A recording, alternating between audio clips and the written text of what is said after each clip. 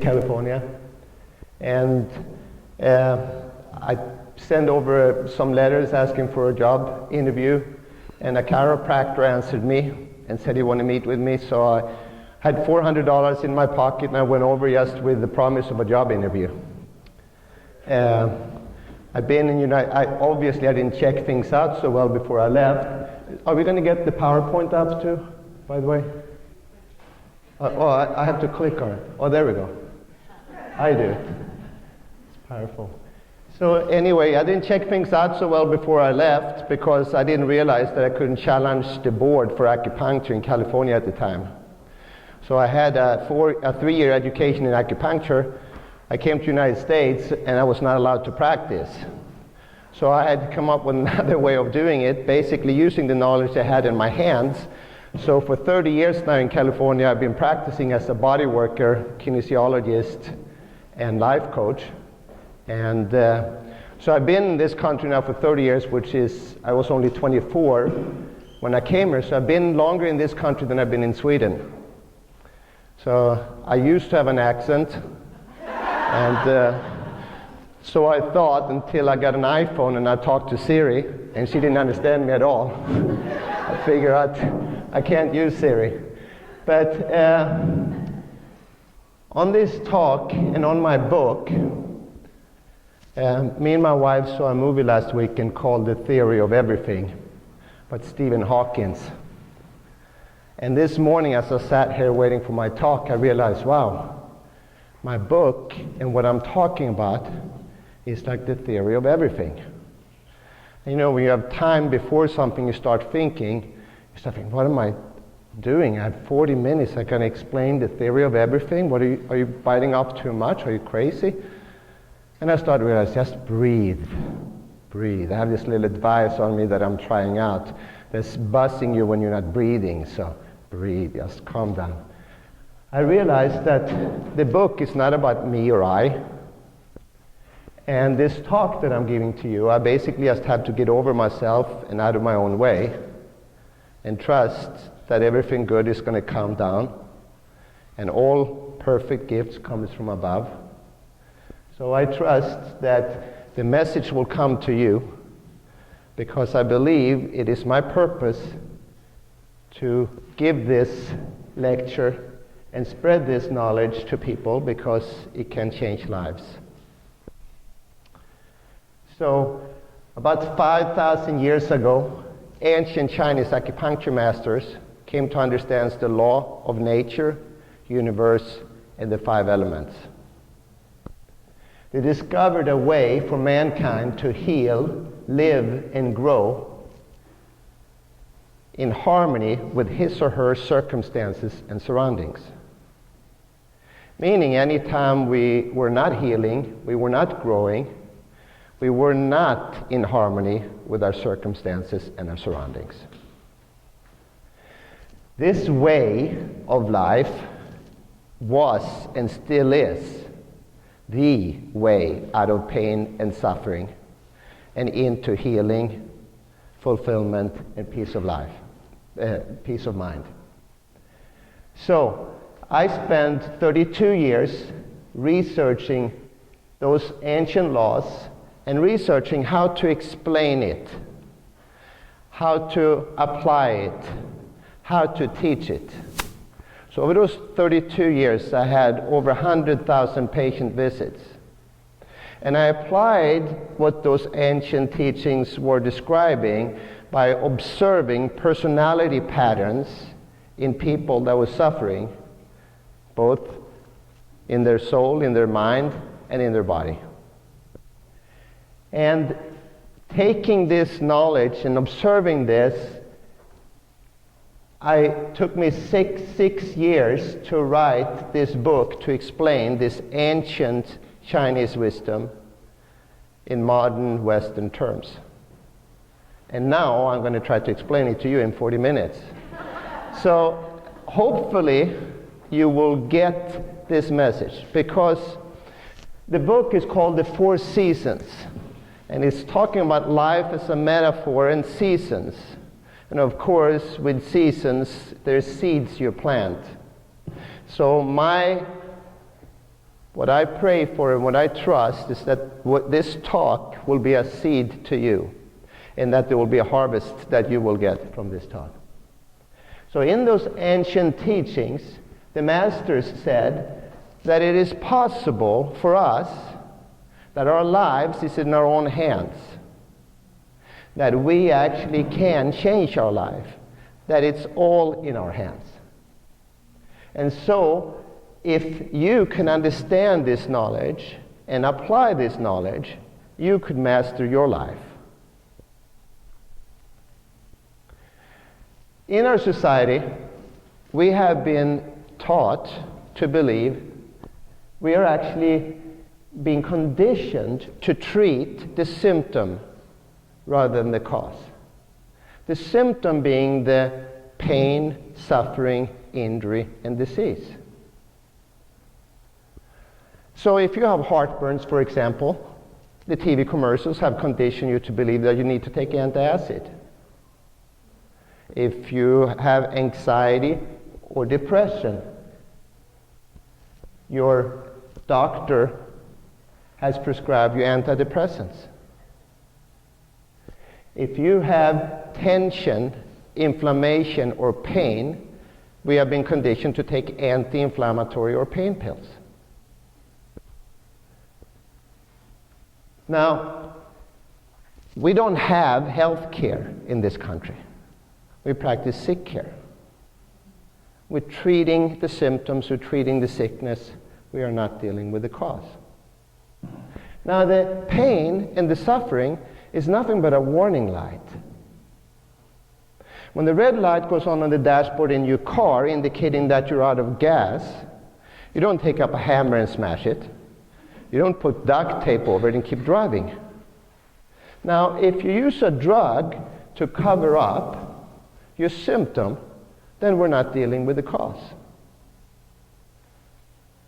So we have been conditioned to believe that the cure has to come from the outside in form of a pill or a drug, and that we are powerless. This is not true. So if we use a drug to cover up the symptom, we're not dealing with the cause. And what's going to happen is we now become dependent on the drug. What's even worse, over time, the drug might have side effects that is even worse than the original symptom. So what those ancient laws is about is cause and effect and understanding patterns. Recognize patterns in our own behavior, in our own life. Recognize, I did this, it caused this. Stopping ourselves from repeating those patterns and changing our life. If we could understand cause and effect, if we could understand our perceptions of what's happening, then we could actually have a choice. It means that we have a responsibility, and we have to be accountable for our lives. If we don't like our lives right now, the good news is we could change it because of our actions, our thoughts, and our words. So it is actually our choice whether we have pain, suffering, or whether we have healing, whether we have success or failure, whether we have happiness or despair. Just images of pain. So in my book, The Four Seasons Way of Life, life is described as a metaphor. I wanted to be up here because I kind of want to interact with my images. Felt like I'd be like a weatherman almost. I could be up here and point and things and I'd be part of them. But so if life is described as a metaphor, what this means is that everything in your life that you ever have completed went through four phases: spring, summer, fall, and winter.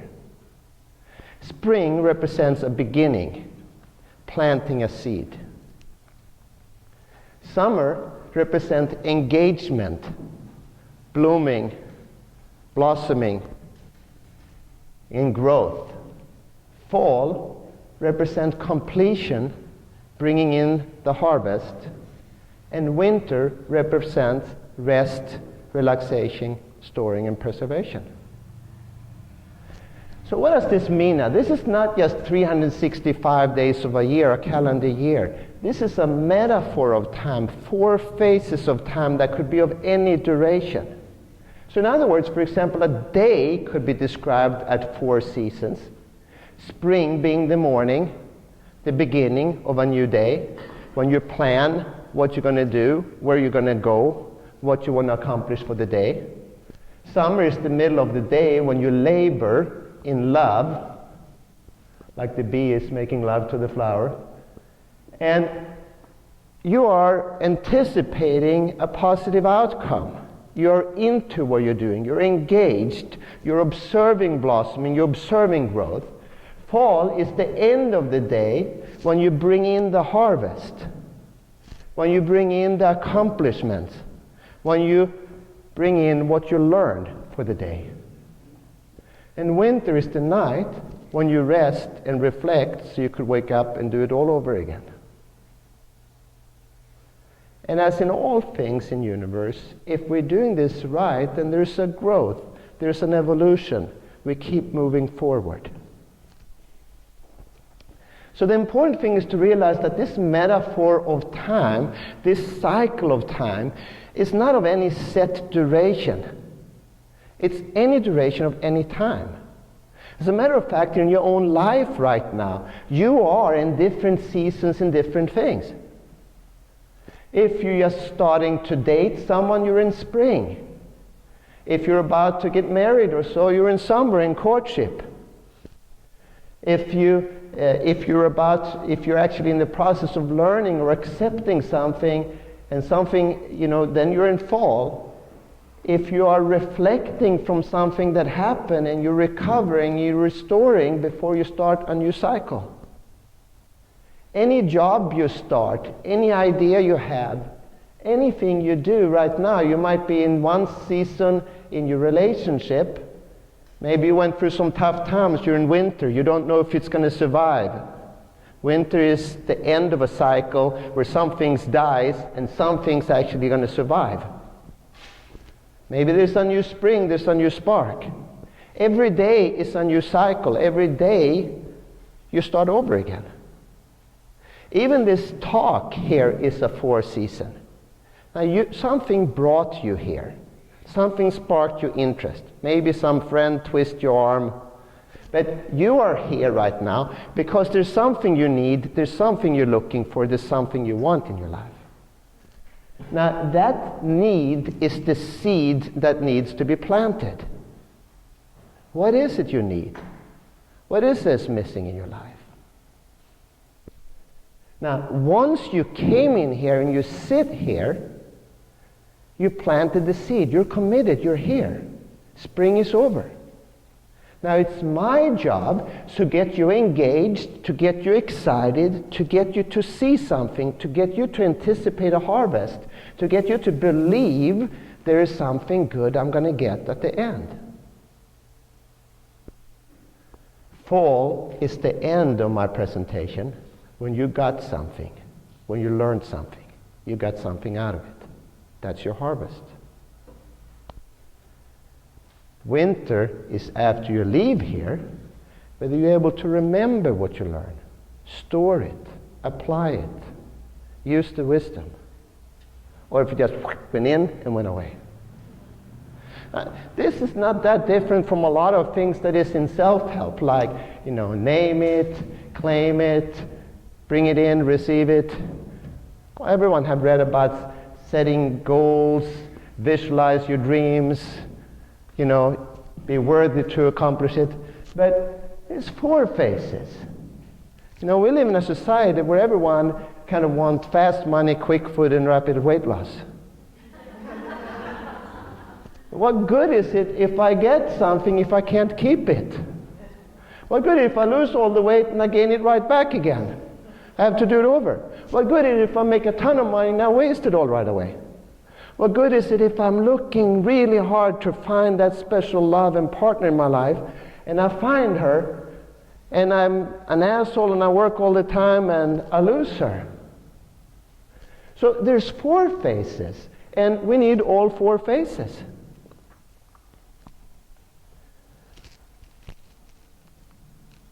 So there's cause and effect in everything. As you sow, shall you reap. So if you think then of this metaphor in this way, that the spring stands for fertilize and plant. What does that mean? In the spring, the farmer first fertilizes. He takes all the stinking manure out of his barn that is collected over the year. He put it out on the fields. He plows it down in the soil. And then he plants his best seed. Now, by taking the fertilizer, he's taking a lot of old waste that stinks, that spread disease, and he turns it into something good. And then he takes his best seed. Why does he take his best seed? Because the principle of the seed is to multiply. Whatever I plant, I'm going to get more back. And if I plant 1 seed, I don't get 1 back, I get 10 or 100 back. So whatever I think, say, and do is a seed. That's why it's so important that my seed is impeccable. That's why it's important that I think about what I want and where I'm going and what I'm saying and why I'm saying it and where I'm going and why I'm going there. I could go out in my car and just start driving around aimlessly until I run out of gas. I'm just driving, I don't know where I'm going. A lot of people live their life like that. They just go another day, they wander around, they go in the shopping mall, they don't even know what they need, they just pick up things, they end up coming home with stuff they don't need. When they're looking for a mate, they don't know what they're looking for. They don't know what they need. So being clear on what you need and what you want and why is important, because it's going to determine the outcome. And it's important that you fertilize first. You got some shit to get rid of. Otherwise, if you don't get rid of it, then you have all that stinking thinking with you. Let's say, for example, that you've been trying to do something, whether it's getting a job that you like, finding a man or a woman that you love, finding an exercise that you like, and you've been doing it over and over and over like the movie Groundhog Day, and it's never working. You tried 5 guys, all men are pigs, or women, oh, they're all bitches. Now you start thinking this here, so you have a lot of stinking thinking here. Now, if you're going to plant a seed and go out and look for another, then you're looking, oh, he's like a pig. Oh, she's a bitch. You have to, before you move on, you have to fertilize. Otherwise, all you see is the shit. You can only think about what you don't want and what you're angry about. So you need to cleanse yourself first. You need to convert that. Now, whether it is getting in shape and you try to exercise it for 10 years and you can't do it, it never works. Whether it's finding a job that you like or finding a mate that you like or whatever it is, you need to look at all your past experience and see what worked and what didn't work and why didn't it work and what am I angry about. And when you have this long list of all the things you don't like and all the things you're angry about, this is your fertilizer list. This is your shit list. Then you take out the thesaurus. You guys all know what a thesaurus is? It tells you what the opposite is. And you look up that thing that you're mad at or you're angry at or you don't like, and you look at what's the opposite of that, and it's going to be a mind-blowing experience. Because there's usually 5 different definitions, so you need to read through them. You're going to see something, wow. Yeah, that's what I need. I never thought of that. So what happened now is that the bad thing is showing you what you need. The stinking toxic waste turn into something good. And now all those people, those previous men or women or bosses or whatever, it's easy to forgive them because they did you a favor. They actually taught you what didn't work. They taught you what you don't want. And from that shit, you were able to derive what you do need and what you do want. So now you have clarity. Why is it in spring you have to do spring cleaning? Why do people do fasting? Why does the farmers fertilize? It's cleansing. You need to cleanse so you're clear on where you're going to go. Now, once the farmer plants his best seed after he fertilized, it's summer. The seed is in the ground. What does the farmer do in the summer? He waters and weeds, and he inspects the field every day. Why does he water and weed and inspect the field every day? Because he expects a harvest. He's observing the growth. He's excited. He's laboring in love. And then comes the fall when the harvest is, and the farmer brings in the harvest. After that, of course, the farmer needs to store and preserve what he harvested. He needs to take care of himself, maintain his equipment, store some of the harvest so he could survive the hard times, so he could survive the winter, so he could start up and have enough so he could plant again.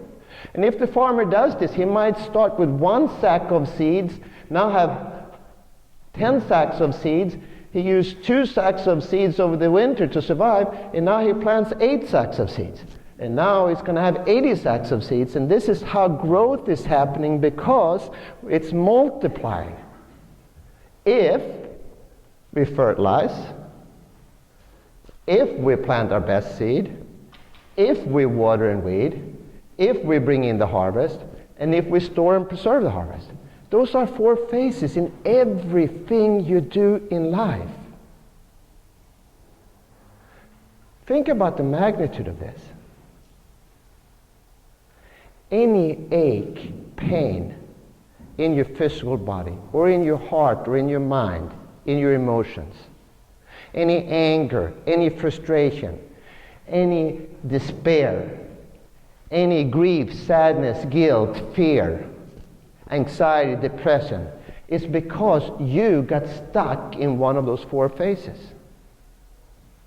Anything you failed in life that you're upset about is because you got stuck in one of those 4 phases. This is what the Chinese masters came up with, explaining all things. Because on the body there's something called acupuncture points that are like circuit breakers. And whenever we're not in harmony with our surroundings, those circuit breakers get overloaded and they build up tension. And that tension leads to disease, injury, pain, inflammation. And if you could find out which reflex points or circuit breakers that are out, you could have amazing results and get someone go from pain to not being in pain instantly. And you could get them to realize what they're doing. They could change their way. The Chinese masters talked about finding that reflex point in the body, that circuit breaker that was out, and hitting the exact right one. But there is 700 listed points and over 1,000 of unlisted points. So finding the right point is an art. But what's even better, what good is it if the acupuncturist is resetting all the circuit breakers and the person goes out and do it again?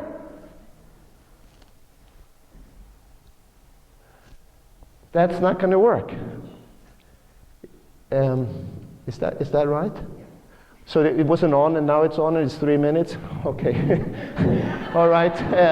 Well, that'll change things. Explaining the theory of everything. Okay.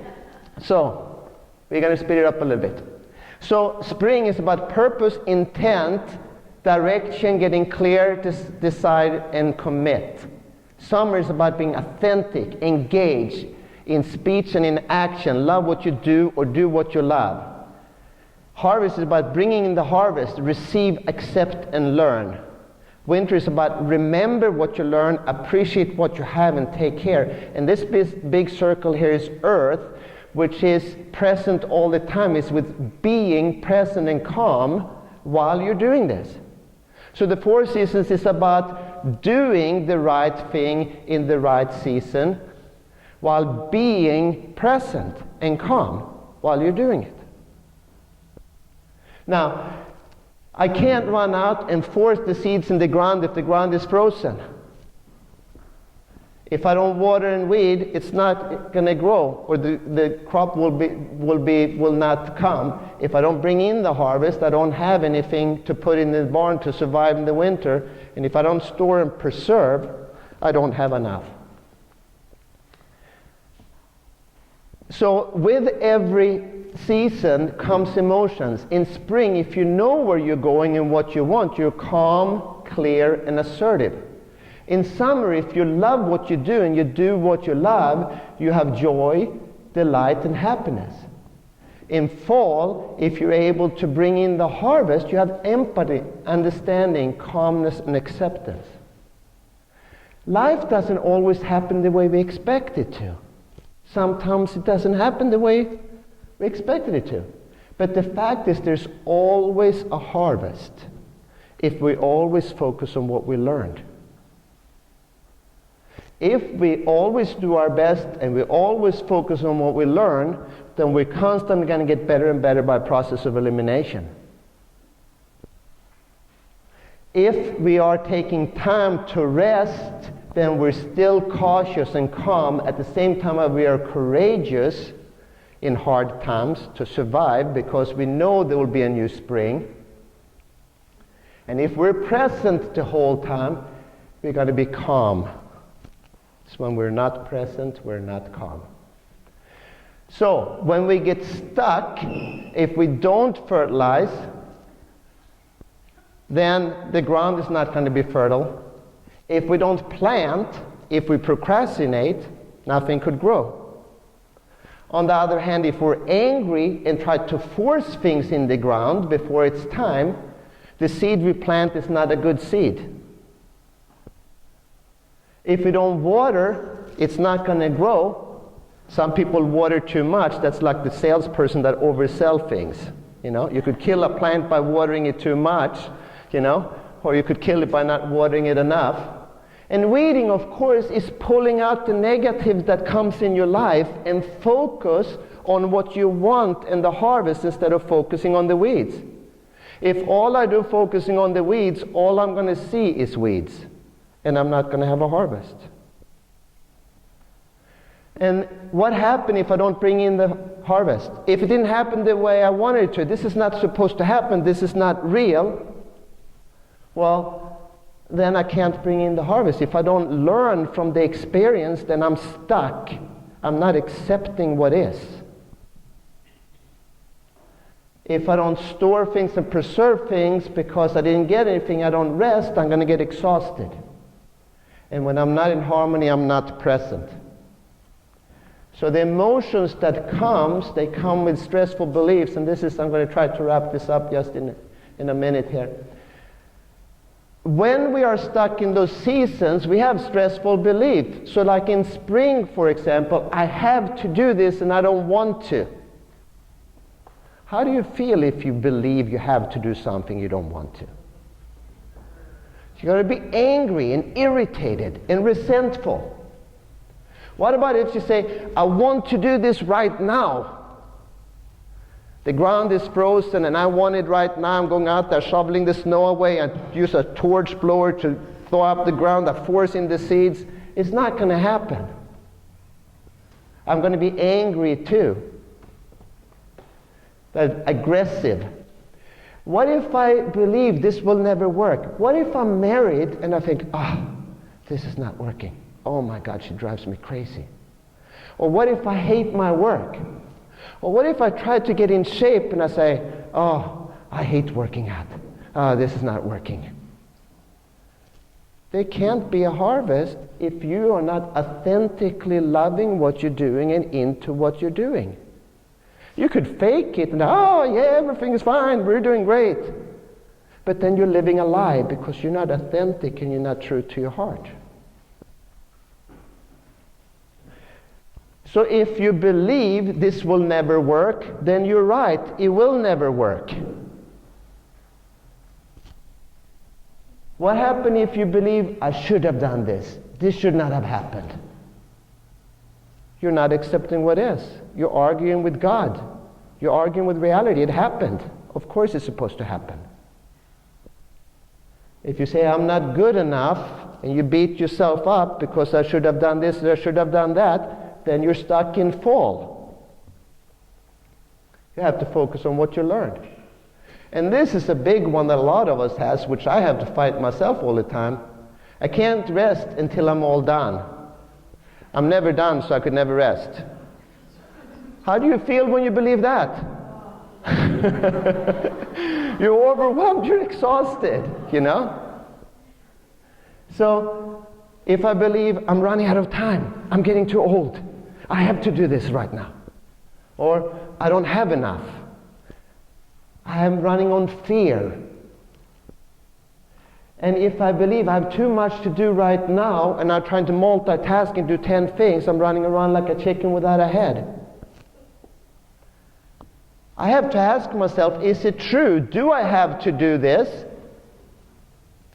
Or do I not have to do it? Or can I say I don't want to do it?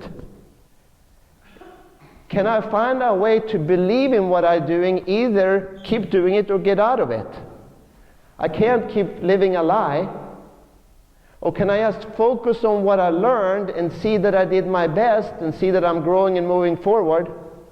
And can I say to myself, I will never be done, but this is enough for today, and tomorrow is another day. Everything that is supposed to get done will get done when it's supposed to get done. And can I say to myself, I only have one thing to do right now. There's only one thing that I have control over and is in priority at this very moment. And that's what I'm doing. And here's the last thing. When I am not in harmony in spring, I'm going to be frustrated, irritated, or angry, aggressive, trying to force things to happen, or passive, indecisive, and resentful, and blame others. Maybe have other people make decisions for me, or trying to force decisions when it's not working. If I'm not imbalanced in summer, I'm delusional, acting like everything is fine when it's not, or I'm in despair, not believing it's going to work. If I'm stuck in fall, I'm going to feel sadness, grief, regret, guilt. This is not right. This shouldn't happen. How could you do this? Or I'm going to have apathy, indifference, and self-rejection and not give anymore. Or if I feel I can never rest, I'm going to be either fearful or reckless or careless. And since in none of those conditions am I calm and present, that means I'm going to feel anxiety and depression. So the emotions is a feedback on whether you are in harmony with your circumstances or situations or not. And when you're not in harmony, it builds up tension and it creates disease. And when you believe those things, you're in stress. I'm going to end with one story. What caused pain then? One person says, well, I'm sitting in front of the computer 8 hours a day, 5 days a week. Another person says, I'm driving for 2 hours a day, I got sciatica and it's killing me. But let's say that you're in excruciating pain. The phone rings, and in agony you reach for the phone, you look at the phone, and you've been waiting for this phone call. You've been waiting for a month for this phone call. And in agony you look at the phone and you recognize the number, it's the call you've been waiting for, and now you get really excited. What happened to the pain? Does the pain go away, or does the mind go to a different place? And if the mind goes to a different place, who makes the mind go to that place? It is you, based on what you believe in, what you're thinking, and what you're doing. So, therefore, is it possible, therefore, that the person that says that I'm sitting in front of the computer 8 hours a day, that is not sitting in front of the computer all day, is it possible that they hate what they're doing and feel they have to do this while they're doing it? Is it possible this will never work while they're doing it? Is it possible they're thinking I'm not good enough while they're doing it? Is it possible they keep thinking I have too much to do and not enough time while they're doing it? Or I have too much to do right now? because it could be what they're thinking and saying to themselves that's causing the pain. Because isn't it true that sometimes you could sit in front of the computer for hours and you don't feel any pain because you're doing something that's exciting? So I'm going to finish with a story that I just came up based on Michael's presentation. This is an old story from the days when people didn't fly to Europe. They were taking cruise ship or big ships over to Europe. And this guy, he wanted to go to America from England. He saved every penny he had to go. He bought the ticket. He brought those bags of crackers with him, and he got in the ship. And on this beautiful cruise ship was this beautiful banquet room, and he walked by it, and he looked through the window, and he saw all this food on banquet tables. And he saw people eating breakfast, lunch, and dinner. He went there and looked at the window, and he looked at all the food, and he went back and sit down in his corner. He was eating his crackers. Every day. I don't know how long it took to go on that ship, maybe a week or so. Every day he did it. And when they came to New York, he was walking up the ship.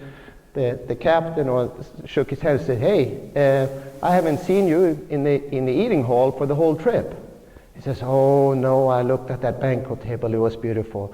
But you don't understand, it took me every penny I had to pay for the ticket. I couldn't afford the food." He says, "Sir, the food was included. It was included in the ticket." Now think about that. What if life is like that? That the food, the banquet table is included in the ticket. And that we create our own reality.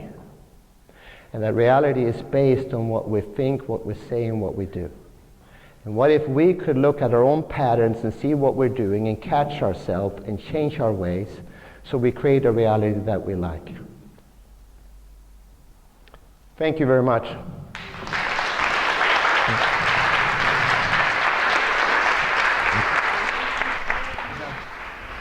Thank you.